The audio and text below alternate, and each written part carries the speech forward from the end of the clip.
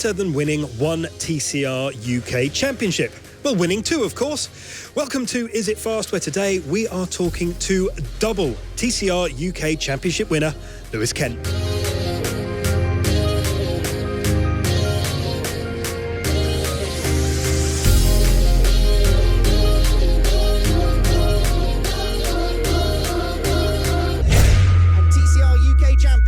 It's going to be, for the second time in a row, Lewis Kent, who flashes the lights across the start.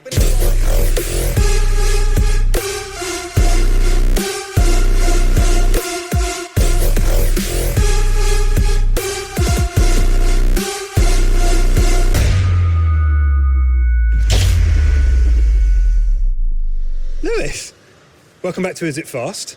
Last time you were on, you were just a normal, boring TCR UK champion. Now you're a double TCR UK champion, as displayed by this lovely large trophy in the middle. How does it feel to be a double championship winner? Yeah, it's a bit surreal, still sinking in a little bit.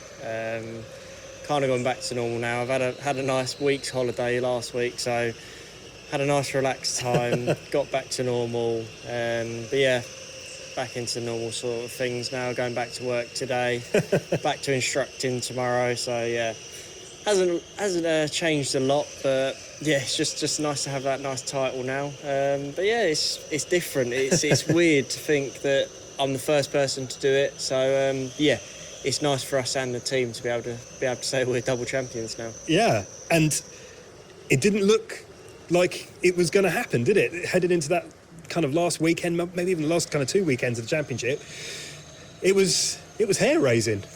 Yeah, we didn't make it easy for ourselves in the last day, especially at Donington.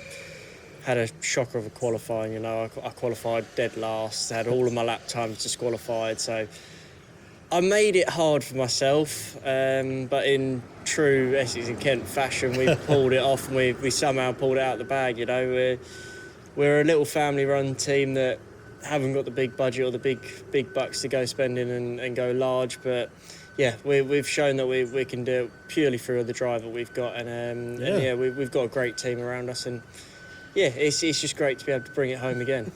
So you're talking about a family team, and you were racing alongside versus with Bradley this year, and so he didn't make it easy for you to take this home either, did it? No, it come down to the last race in the end, and it was between the two brothers in the two identical cars, which really didn't help, seeing as he started third on the grid and I started 16th. So yeah, I knew going into the last race it was going to be a struggle. I knew Brad's got the pace. He's been fast ever since he was born. He's been quicker than me and everything. So both mentally and physically, he's always been faster than me. But yeah, it was a struggle. It was unlucky what happened to Brad. You know, he got caught up in something that he shouldn't have been in. He was going for a move that was absolutely fine. He pretty much had the move.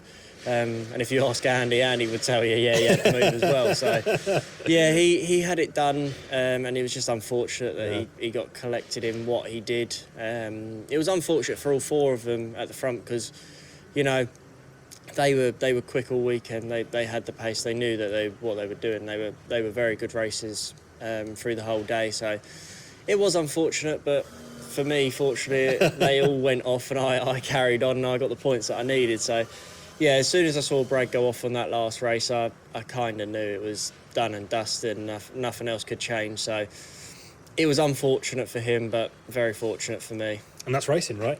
It's about taking advantage of what's in front of you.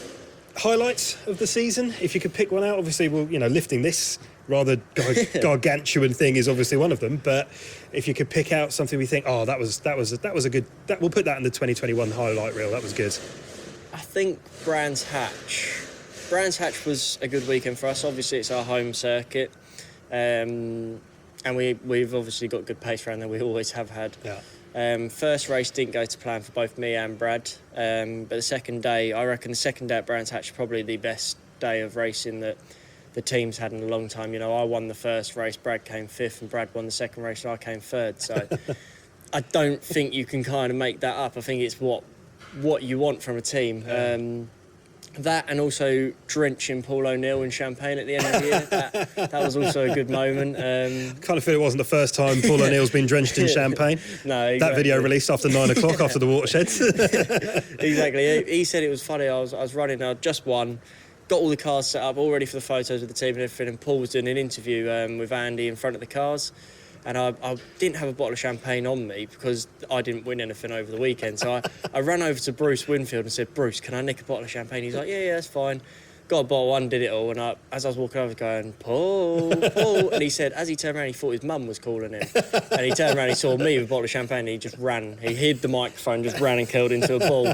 He said, I just didn't expect it. But yeah, no, that was also fun. The whole year's been great. We've had great people around us all year. We've got great sponsors, great family and a great team. So I can't pick too many moments out because the whole year's been brilliant. So yeah, we've had a good year, and it's also shown in our results. You know, we've had, I think I had 6 or 7 races out of the 14 where I wasn't on the podium. Yeah. So as everyone said, consistency is key, and I've shown that I'm consistent. I'm consistently on the podium, consistently at the front. So yeah, it's been a great year. It has been a great year, and yeah, it's one to remember for definite. Yeah, exactly. And you know, it's always tough. That famous second album, you know, coming back after winning it the first time round is tough. So, huge congratulations.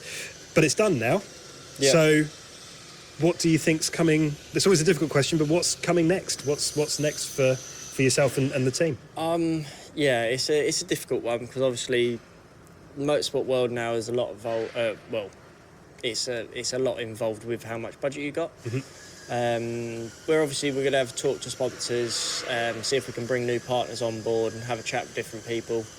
But the main aim has always been to go to Europe and just keep on pushing up that motorsport ladder. You know, ever since I started karting, I've always moved up as soon as I could. Yeah. When I was in go-karts, I can remember being in a cadet, and the age you had to be in the next step was 11 years old. As soon as I hit 11, I went into the next step, and it was like I'm racing against kids who were like 17 years old, and I was 11. I was a tiny little kid, and exactly the same. I've always done it. I got into cars when I was 15, so that was as soon as I could do it. Went into cars, and as soon as I was 16 or 17, I jumped straight into seniors because I've always had that thing of moving up. So we've always wanted to go to Europe and then try and make a plan and move into the Worlds as well. But as I say, money's a big thing in motorsport nowadays. Always. Well, maybe you can catch this in. Yeah, exactly. If anyone's watching, you want to, it'll be up on eBay in around about 5 minutes, and you can grab yourself a bargain. No, but this is it. You know, constantly. You're a competitive chap, aren't you? Yeah. And that's why you're constantly moving on to the next thing. But because you did win, you actually have got before everything else, you've got a test in a touring car, haven't you? Yeah, exactly. A British touring car, I should say. Yeah, I was going to say on the 11th of November, I've got a test in a touring car. I don't know what we'll make of it or what will come from it. I've always wanted to drive one. Always wanted to see how they compare to a TCR.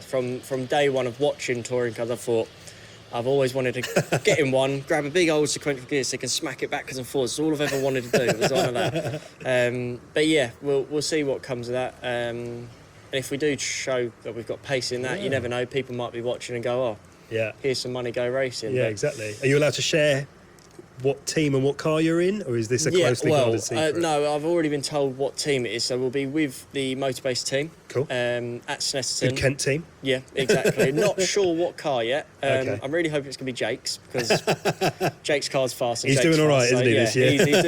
He's doing a good job. Not quite a champion, but he'll do, right? He's close. He's second, so he's pushing it. But yeah, we're not sure what car yet. But any car's done. It's good enough, you know. Just to be out in a touring car and be able to say I've driven one, it just adds another name to a list of great people who've driven them. But yeah, no, hopefully absolutely it all goes well, and hopefully something comes off of it, and we can go racing big time next year. Yeah, awesome. Well, mate, thank you very much for having us down as usual. Thanks for sharing the plinth with this. But whatever comes next for you, mate, I'm sure you'll have huge success. So thank you. Well done. I shall shake your hand. On to next year. Thank you for coming down.